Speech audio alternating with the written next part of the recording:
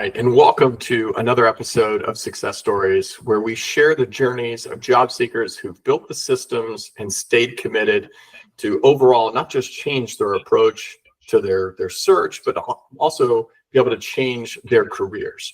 And today I am honored and so excited to have the opportunity to speak with Katie Adams, who didn't just go through a difficult time of a layoff. She navigated it while also working through 2.5 years into her sobriety journey. So this is a woman who is not only dedicated to advancing her career, but true self-development. And she is so special to us in the community. And really, ultimately, I am excited for her to share her story of resilience and really how she used that resilience and adjusted her mindset going through the very difficult struggle of the current environment to not just find the right job, but she found the dream job, which is the ultimate victory. So with no further ado, I'd like to introduce you to Katie. And Katie, anything you'd like to add or share? No, thank you so much for the nice intro. I really appreciate that. Well, I could say so much more. I mean, we could talk about that beautiful family of yours too, and just how great of a mother you are. But we could, it's a whole other podcast. Maybe we share that for another time.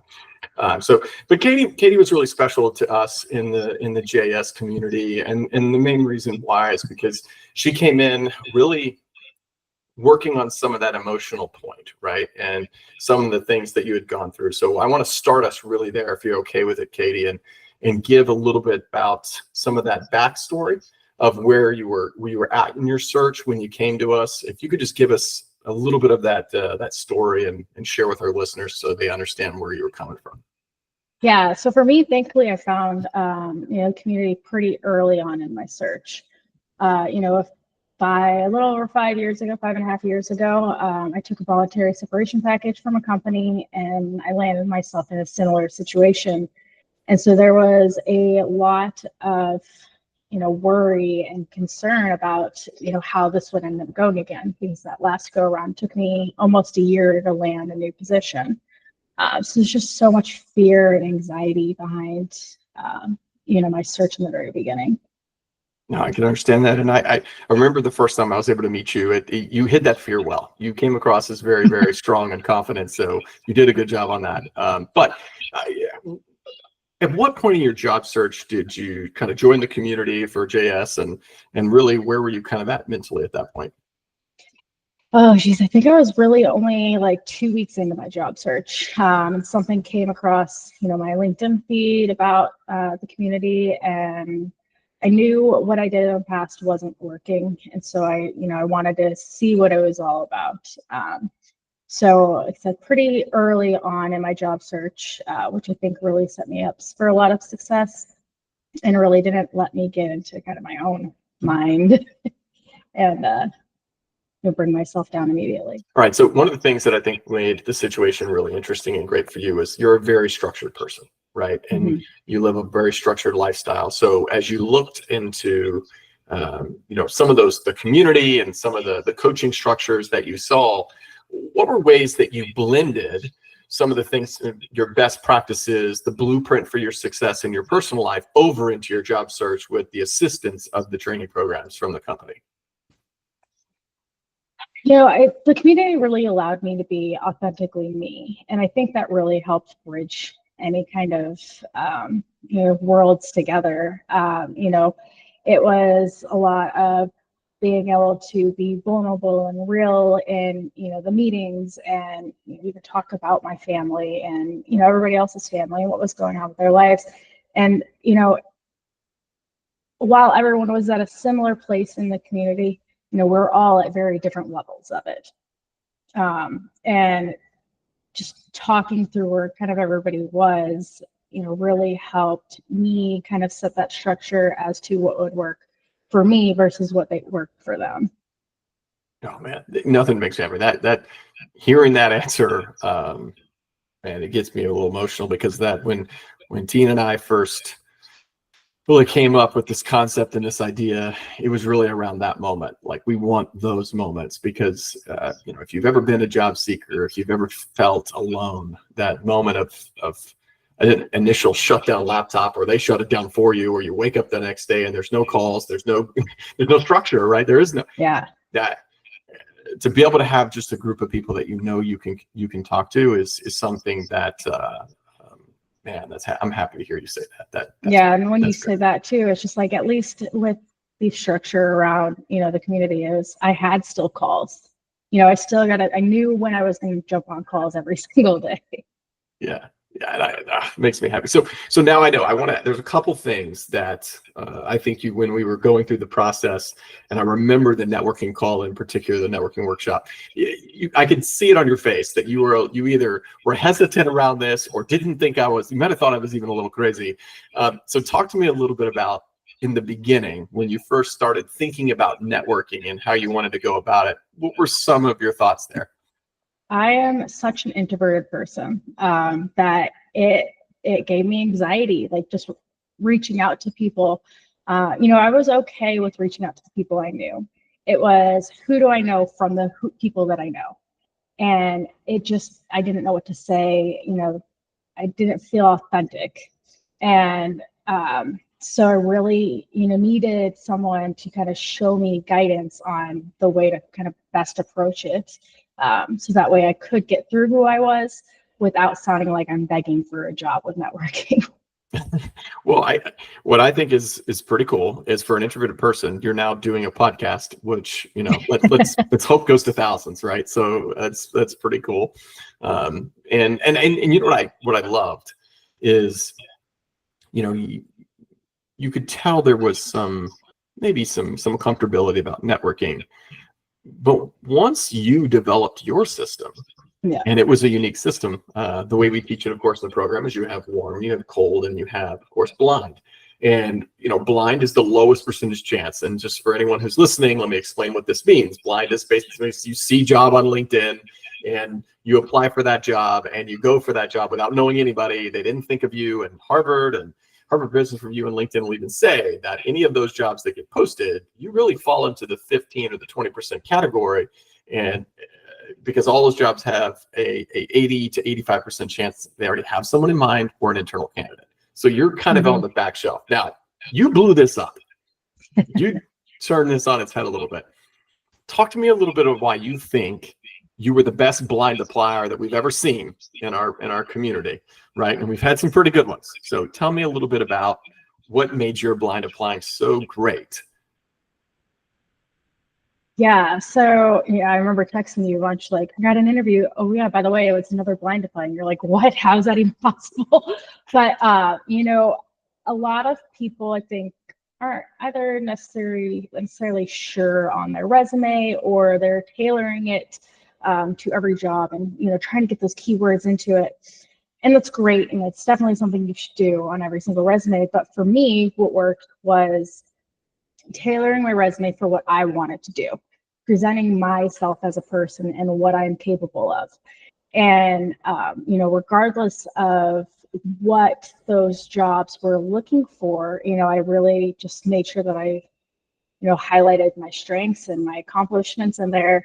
I spent time doing cover letters for every single one. I don't know if those are even read anymore. You hear about 50-50, they are or they aren't. But that's where, I just took a lot of time to present me as a person instead of, this corporate answer that everybody likes. And maybe that stood out, or, maybe I found, the best keywords to get through there, but, something worked that I was able to get a lot of interviews with blind applies. Yeah, and I think one of the things you shared with me too, and you can maybe expand upon it, add more color, was you really molded the program, right? Which is the idea, right? You have a standard approach, which we offer, and then you really did exactly what you said. You customized it to who you were and who you wanted to be. And you didn't just do that through the outreach standard ways, right? You also really adapted and did a lot with LinkedIn. So tell us how you took some of that customization in your outreach of your resume, as well as the direct messaging approach that you did to blind. But how did you also kind of play that into your approach of activating your LinkedIn so people continue to see you? Yeah. people go into these kinds of things and, think that they have to follow it the exact way that it is. They've got to say the exact right words. And, I was able to leverage a lot of tools that I learned about. Even, AI, ChatGPT was honestly one of my best friends. I used it quite a bit in the beginning, especially with helping with my resume before I kind of did all my custom edits, and especially in my beginning post on LinkedIn. And I kind of quickly realized, I was targeting the hiring managers there. I was putting out what I did in the past and how it can help them, but it wasn't speaking to me.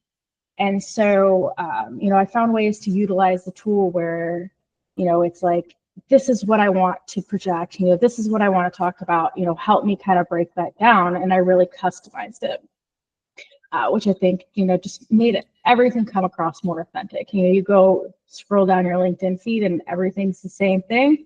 Either it's very, I did this, this, and this, hire me, or it's, I hate the job search, hire me. Which, let's be real, no one's going to hire those people that hate the job search and complain about it on LinkedIn. But, I found a way to kind of blend the person that I am, as well as, my past work experience, and then, I guess, project it to not only the hiring managers, but to the community who is also experiencing the exact same things.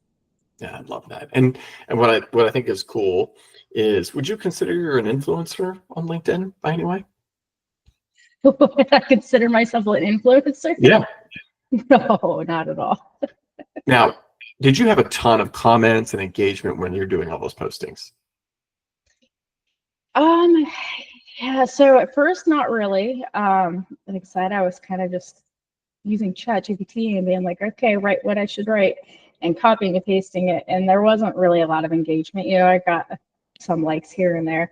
But when, I started really customizing it to who I am, and sharing things that happen in my everyday life that people could relate to, I did start to get a lot of, engagement and comments.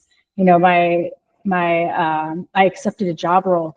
Oh my gosh, that one got, in 2 days, it was over 30,000 people engaged in it. I was just like, oh my God, how is that even possible? I just said I got a job, But it was cool to see that kind of evolution in my post.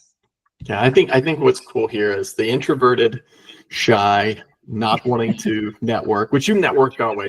We should also go back. You were very good at network at all levels. I know it was uncomfortable, but you did contact your warm network. You did a good job there. And we should touch on the fact that your dream job, which you didn't have a direct into, correct? So it was really kind of a cold opportunity. And I do want us to get into that, but I want to stay at this point that by you having the right strategy and having the confidence with your resume and adjusting that LinkedIn profile, when you combine all of these strategies together, and you deserve all the credit for this because you converted it into your voice. That's so key, and not everybody has the ability to do that. So as an introverted, unsure person, you absolutely crushed it. And I remember when you made that post, and my LinkedIn just went ballistic. And it was wild to see that. I mean, trying to keep up with it all was incredible. And I'm happy to say that a couple individuals that saw your post not only joined our program, but they've now found success and had their own job. They're now going to be a success story later on. So there's nothing better than that, right? So that's amazing. You influence other people and to not just navigate the search, but to find the community. And there's something really special in that.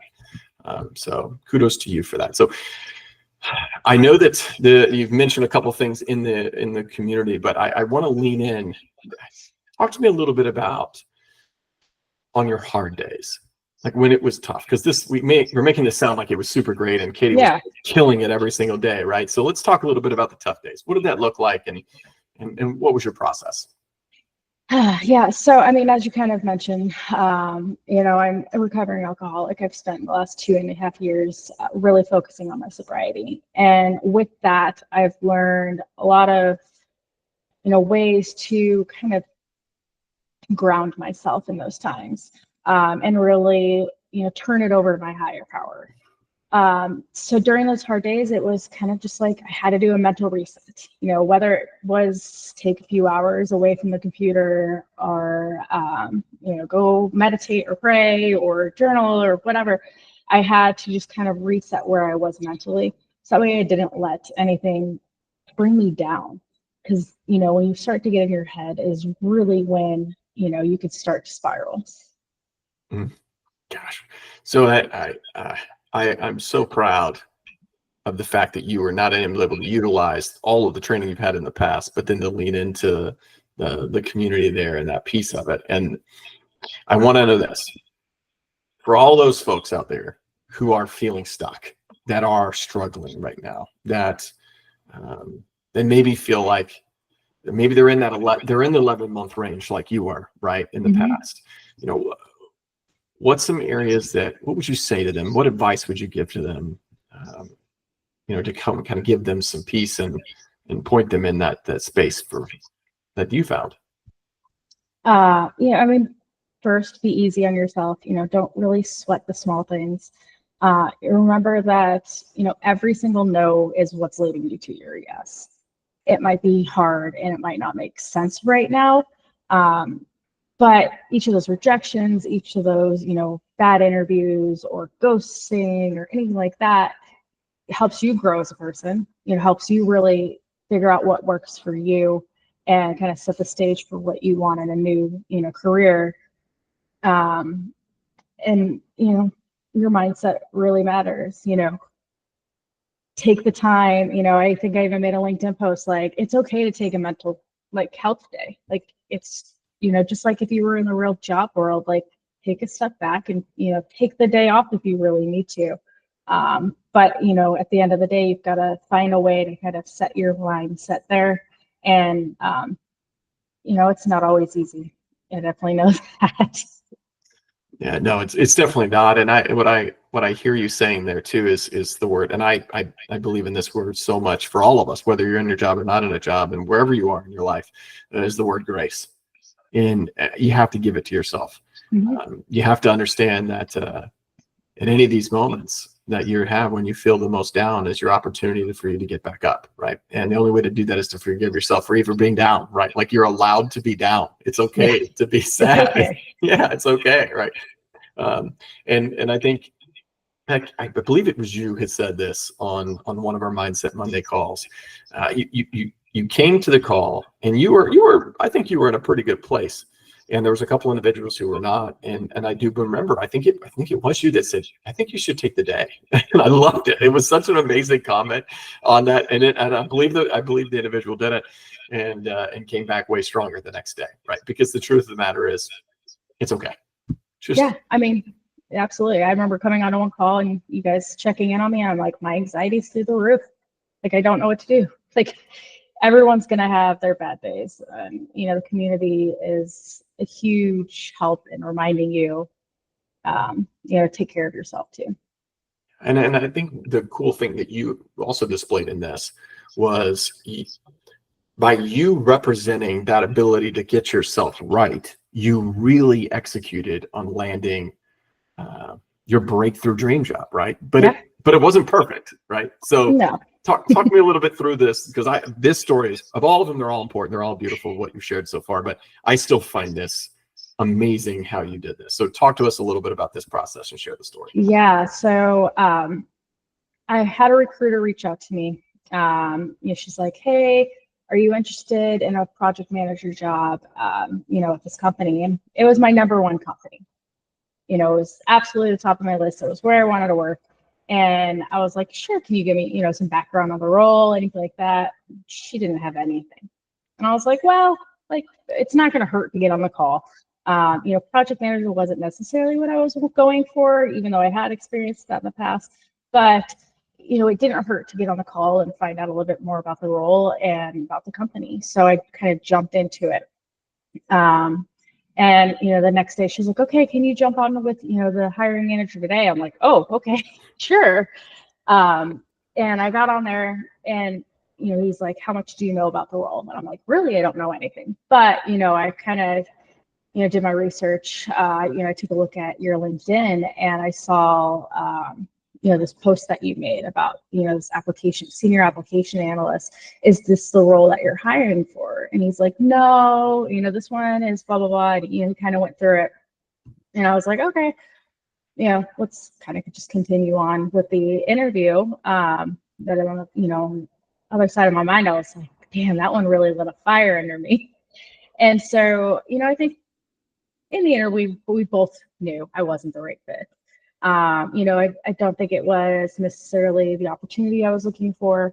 And, I probably, I think he realized that I just wasn't, like I said, the right fit for that job. And so at the interview, I was like, this probably is going to sound bad, but I'm going to shoot my shot.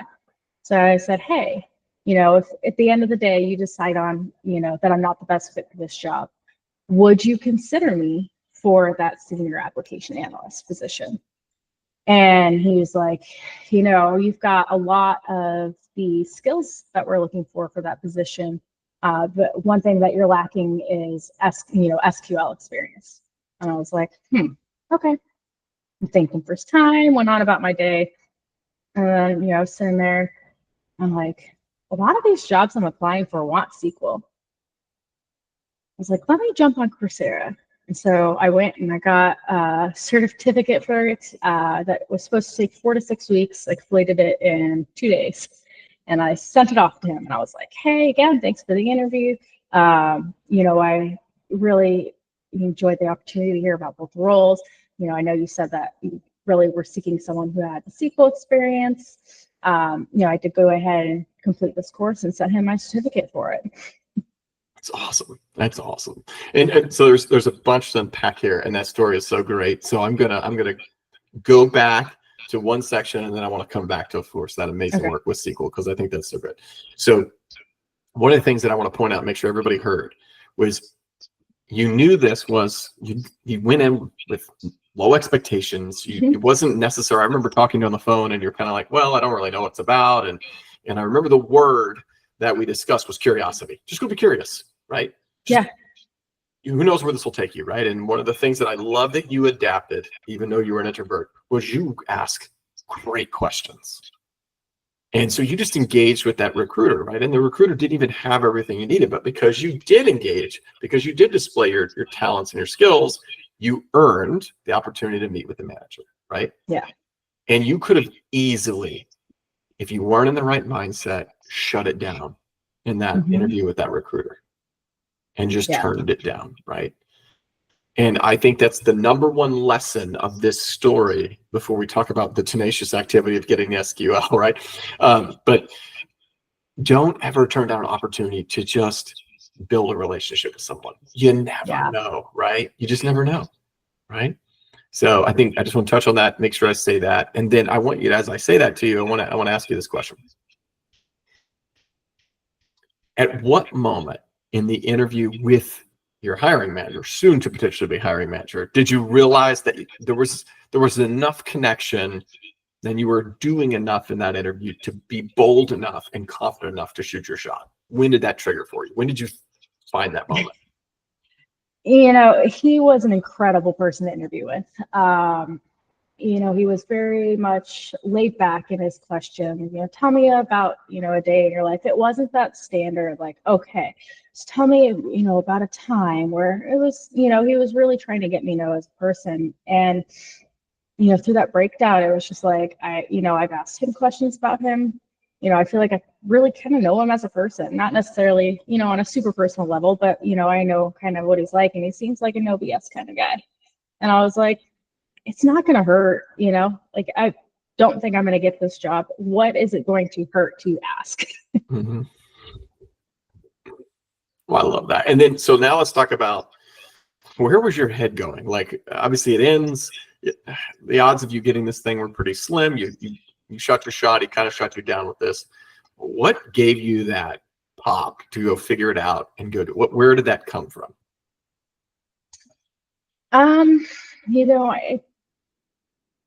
Like I said, that job role, the description, everything about it just lit a fire under me. And it just gave me that motivation to go and get a certificate. I did that, and like I said, I sent it off to him. And then there was that waiting game. He said, "Oh, probably hear something by next week." And, almost 2 weeks go by, and I'm like, at least like to know if it's like a yes or a no kind of thing. Like, here's something. And I didn't for a while. But I knew it was a skill that was only going to help me progress my career in some way. And so there was no harm in getting it. Just did a month of, Coursera. You don't gotta go spend thousands of dollars out there to get something like that. But I saw it as an opportunity to at least, sharpen my toolkit that I had. Yeah. And I think what I hear, and what I hear a lot of job seekers, they're uncomfortable in going and getting a certification or investing in some form of education. But the difference here that I want to point out to those folks is you worked your process. And because you were working your process, you discovered, and this is key about going back to grace, you don't have to have every answer available to you right when you start your job search. I think what you did so well there is you constantly you were building on a foundation and getting 1% better. And then over time you realize, man, this was something that if I add this, it's never going to hurt me. Right. Yeah. I think that's incredible that you recognized and did that. That was not something I don't think I discussed with you. That's not something that I think Tina discussed with you. I think you did that solely on your own, and everybody should know that you just recognized this was a flow for yourself and you did it. And I think that's so cool. So cool. Yeah. So, okay. So I know that you did a great job. You were authentic in your interview. You were great. You tailored your LinkedIn post. You did all the things that you were supposed to do. It was your dream job. You leveraged AI. You did everything right. You did everything right. Correct? But you still were going through the ghosting period, right? Oh, yeah. Right. So let's talk about that period. So you were obviously still applying. You were still getting other interviews. You were still moving forward, which I want to point out. What was your mentality as you knew you were just waiting and holding on? How did you keep yourself going, and why did you keep yourself going? Kind of earlier, like I said, I turned everything over to my higher power, and I knew that if I didn't get something, it was just bringing me closer to something I was supposed to get. It was frustrating. There was jobs I could have done with my eyes closed, and then I wouldn't even get past the recruiter, or they didn't want to give me the time of day. And I'm like, literally, my resume, like, if I talked about my past job experience, it's everything you're looking for. Like, it doesn't make sense, but whatever. But yeah, I mean, you've got to keep moving forward, and trusting that the way that you're growing and everything you're learning in this process is really going to get you to where you're supposed to end up. All right, so they did finally call you back. So let's dive in. What did that look like? Let's take through the process of how you landed the role. Yeah, so the recruiter, finally reached out to me after I continuously kind of reached out to her following, the 369. And she's like, yeah, a few more weeks or this much longer. And then finally she was like, yeah, they decided to go in a different direction. And I was like, okay, well, I really appreciate your time.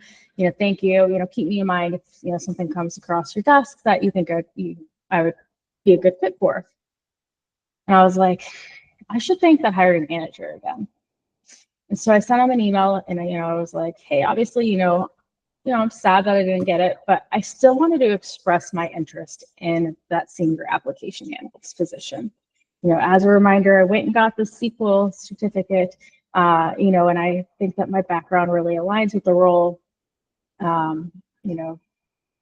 A few more things in there, but I really just wanted to thank him for that opportunity. And I got a response pretty much in probably half an hour to an hour. And he's like, hey, if you haven't applied already, go ahead and apply for it. And I was like, okay.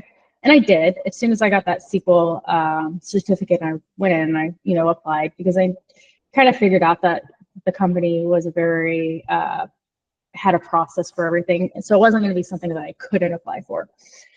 So I was like, okay, yeah, cool. I already did. If you wouldn't mind, would you be willing to put in a recommendation for to the hiring manager for me? Because the role landed on his organization, but, hiring manager was a direct report to him. And he's like, yeah, absolutely. And then the next day, I think I got the email from the recruiter like, hey, do you have time to meet, for screening? I went through that. And then pretty quickly, I'd say probably over the course of 2 weeks, maybe, went through from that to my hiring manager interview, to the executive and the peer interview, to an offer. So yeah, it was crazy. It was wild how it kind of worked out. And one thing, sorry, I might need to edit that. It's okay. I was like, I want to work in how I changed my approach to the interviewing. Well, I think where we can go here is that I want to ask you, Katie, is this. So I think what you did amazing in that process is you didn't just accept the loss, right?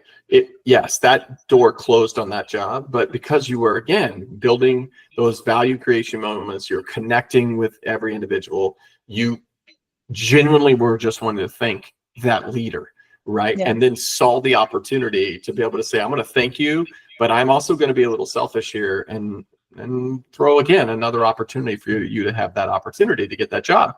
That's what led you to go through and have, quote unquote, a second shot, right, if you will. And particularly, again, think about the steps and stages of this.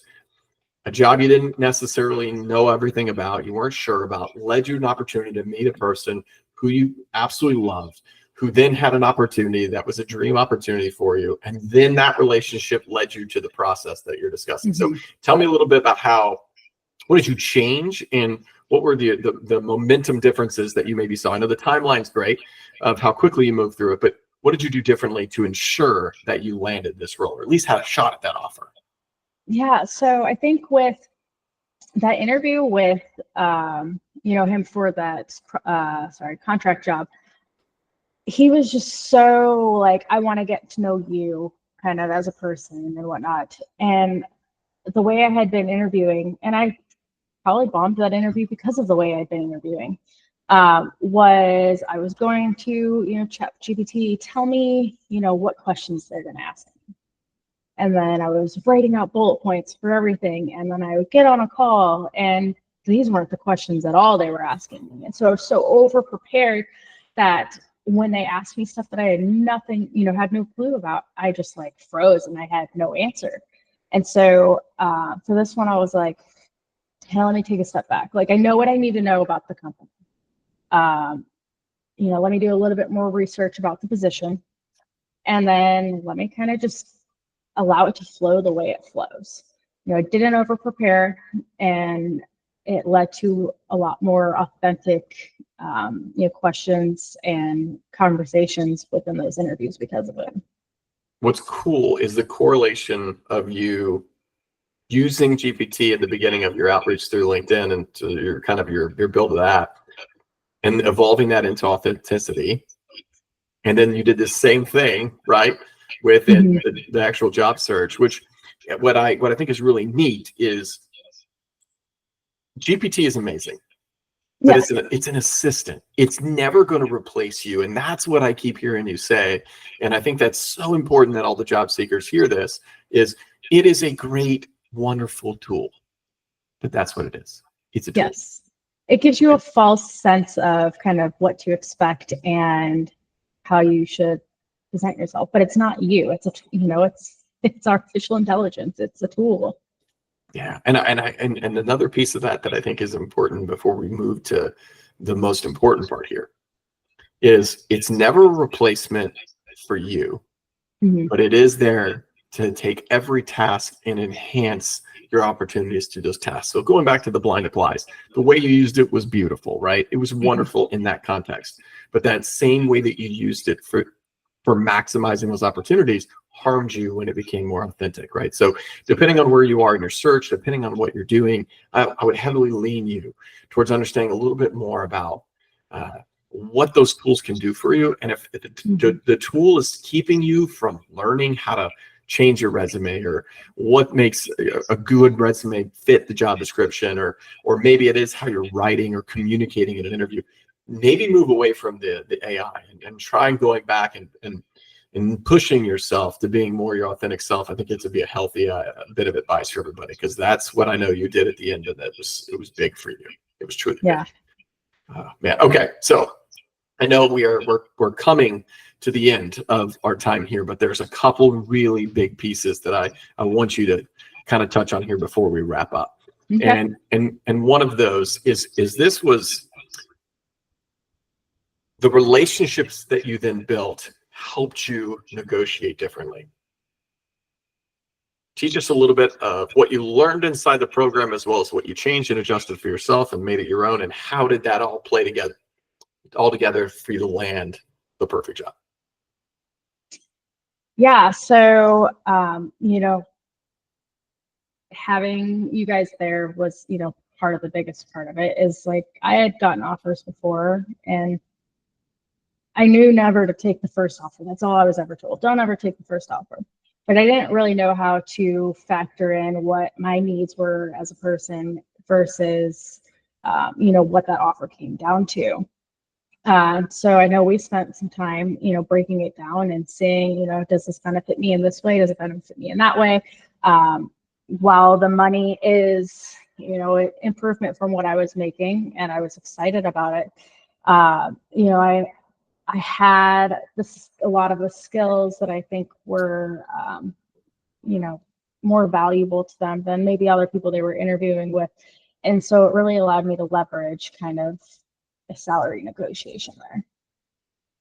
That's awesome. And without going to details, because that's not important, I love you navigated that, but there was a move involved, and there was an adjustment, right, of what your lifestyle was going to be. So do you care to share a little bit about how I know you maybe don't want to go down to the breakdown that we teach where you get all the numbers and points and scale system and all that fun stuff, which is great, but how did you kind of factor that in? And what did from the relationship you built with the recruiter and the hiring manager, and of course, obviously, you kind of met the executive already in the previous interview, that helps.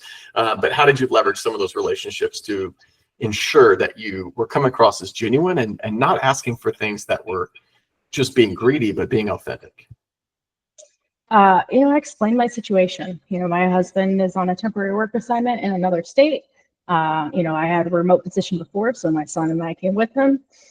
I now require moving back to Phoenix, 4 or 5 months ahead of my husband. So it was like, hey, I'm a real person. Like, I've got to have time to go and land, a place to live and everything like that. And also, have my husband be able to take time off work and come. And so, I just kind of explained my situation and asked for what I needed. Because if you don't ask, the answer is no. And so, I wasn't asking for anything ridiculous. It was, the standard, hey, I need 2 weeks at least. As if you were to resign at a different company and then accept a job. So, it wasn't anything crazy, but, they really made sure that they worked with me, and that I was, had everything lined up that I needed to before starting. Yeah. And I think it's cool that you used the different levers, right? So you had the salary where you needed it to be, you got the time that you needed, you worked on some of the benefits packages. It was cool. You had the opportunity to have your daycare right there with you, which is a huge benefit package too. That was a major uplift. There's a discount on that helps with the finances, that makes the salary conversation even better, right? So there are so many things that you shared with me that I was so impressed with, not just how you did it, but how you did it so genuinely and real. And I would have loved to have been the hiring manager on the other end of that conversation, because I don't think you asked anything out of bounds, but you definitely got above what the standard offer was, which I think was exceptional, right? And I think you pushed them a little bit, because you were the top candidate, but you didn't know that, did you?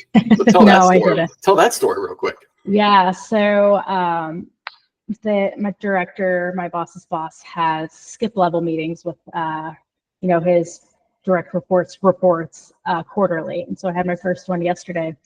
At the end of it, I was like, hey, thank you for not hiring me for that other job.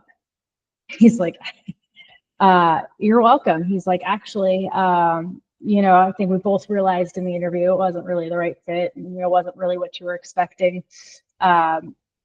And when you express that interest for this other role, I told the hiring manager to hold off on moving forward on interviews because I wanted her to talk to you. And so going into that interview, apparently I was a top pick and I didn't even know it. So what I love about this is, and this is something I want all job seekers here, and we have another job seeker who just landed a role that had a very similar experience where you kind of you have to trust the system and the process, right? And if you do this genuine, you do this correctly, and you build those relationships, people work for you. One of my favorite quotes that I think is amazing, and it was Mel, is the concept of no one's coming to save you, but yet everybody will support you, right? And I think that is so true, that you have to do the work and you have to put in the effort, but you do have to allow everybody else to support you. And what you didn't know when those anxiety-filled moments, those popping on those calls on the mindset, coming to open office hours on Fridays and be like, no word, didn't hear anything, was staying confident and knowing that you did everything right and those relationships were there. And then, man, the blessings came flowing, right? So I just want to make sure we touched on that too, because I feel like you not only were a representative of that, but you are someone that if anyone's out there struggling and they want to know how to push through, you're one of those people that they should definitely speak to. So with that being said, and we're going to wrap this thing up, let's go through some finishing questions. Okay. All right. So what advice would you give to your earlier self? Oh, geez. I think you kind of just touched on it. Trust the process. Ask for help, ask for the support, because no one can read your mind. No one knows what you need. In a community like this, it's available to you. You've just got to ask, I guess. It's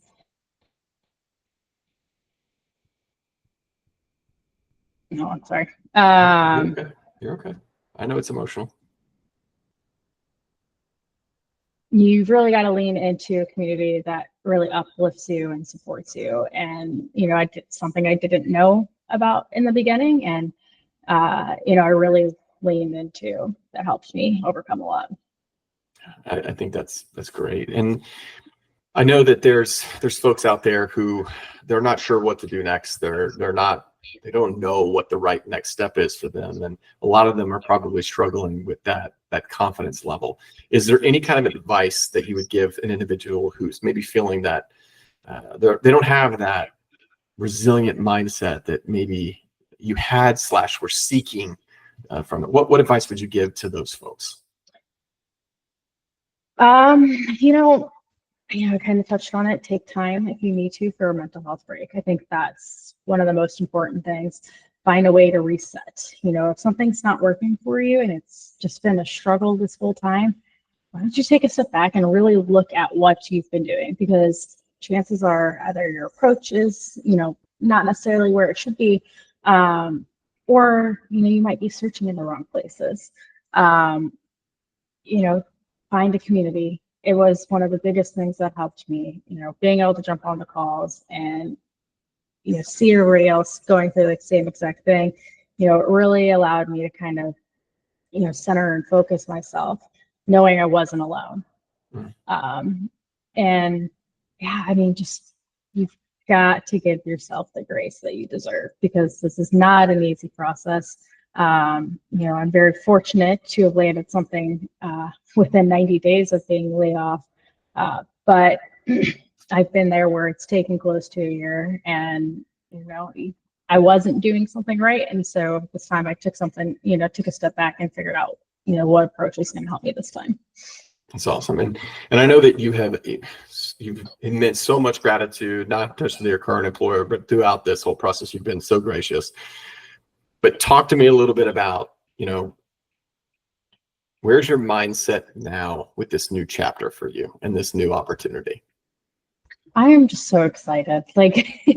I feel like I am learning and growing every day. It's a job that challenges me, and it, forces me to learn something new. I'm back in the tech space that I wanted to be in. There's just so much that, I'm grateful for with the position and the role and how much I'm learning, and, being back in office, even interacting with people, even though I'm an introvert, it's fun. My team is fantastic. I absolutely love my team. but I still have hard days because, my husband's in another state and I'm here with my 1-year-old by myself. He comes to visit as much as he can, but it can take a toll on you. And so even though there's so many great things going on, some things do take me back, and I've got to find myself still now today, finding a way to center myself and refocus. I love that. And I love the fact that everything that you've gone through is still shaping and moving you and changing you. And I want that to maybe be one of the lasting thoughts for our community and for anyone listening and any job seeker out there is, when you go through hard times, when you get knocked to the ground, it is very important to understand that it's not necessarily if you get back up. You will get back up. It's what you do when you get back up to prepare for the next time you're going to get knocked down, right? We will never inevitably not get knocked down in life. That's the way life is, right? It's not rainbows and sunshine, right? Yeah. And I think that's something that, and I find you, like so many others, is the evolution of your growth and it's not done. This job loss didn't define you, just like the last one didn't, right? And I think that's really cool. So any last parting words before I close this out? Anything, any other advice or anything else you would recommend to the group? No, I mean, it's just kind of a funny thing. But when you said, you get knocked down, you got to get back up. My son, he would find ways to help me get back up. But he loves Miss Rachel, as most toddlers do. And, his favorite song is I'm So Happy. And in that song, it talks about, what if I fall down? And it's like, I get back up again. And, it kind of just teaches them that you can't just let everything, bring you down. And you've got to find a way to make yourself, be happy every single day. And I would listen to it and dance with him every single morning. And I don't know if that helped, but, it just reminded me a lot of where I was in all of this, and that I gotta keep going. And trust me, he is missed on the calls. He is missed for sure. And I want maybe the last parting message then to be this. If you're an individual that is going through some hard times like this, or maybe you are maybe just been laid off, or you believe that a layoff is coming, don't wait. And I'm not saying you need to come join our group, but I think what you're overwhelmingly hear Katie say, and every job seeker say, is find a group of people that can support you and help you. And you can find that locally, you can find that digitally. There are so many ways to do that. But if you don't, then those hard days can become continual, and they can build upon themselves. However, if you stay focused on, I'm going to use your words, just finding that happy dance, right? And just that 1% momentum every day adds up. And if you can do that, anything is possible. And so, Katie, thank you so much. It means the world to us that you not only agreed to do this, it means the world to us that you're still a part of the community. It means the world to us that you shared so much with so many of the existing group and the groups to come. And so thank you for that. And I really appreciate you. Yeah, thank you. And thank you and Tina so much for everything. You guys are incredible.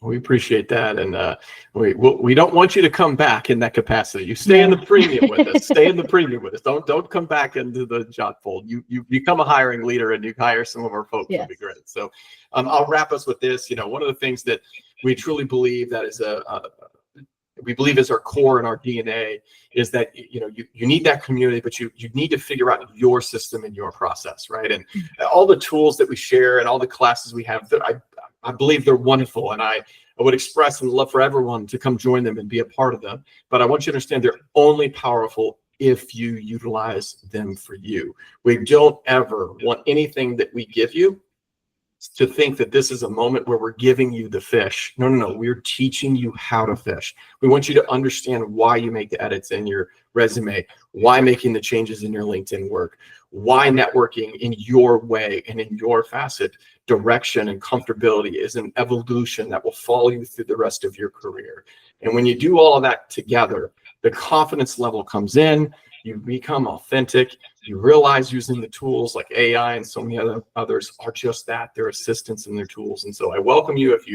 If you're interested in that, come join us in the Discord. It's completely free. Join the community, find out what we're about. And then when you see these tools and you see the folks winning, I would love for you to come join us to be a part of our community, whether that's the membership program or just the premium program. But we'd love to have you. And thank you guys again for joining us. And we look forward to the next success stories.